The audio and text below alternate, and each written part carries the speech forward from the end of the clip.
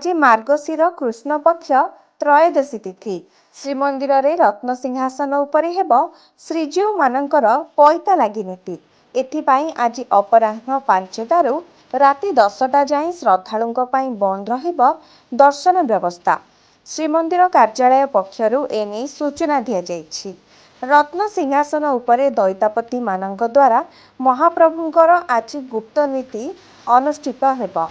ଦଇତାପତି ସେବକମାନେ ମହାପ୍ରଭୁଙ୍କୁ ଆଜି ପଇତା ଲାଗି କରିବେ। ପ୍ରାୟ 5 ଘଣ୍ଟା ଧରି ଏହି ନୀତି ଚାଲିବ।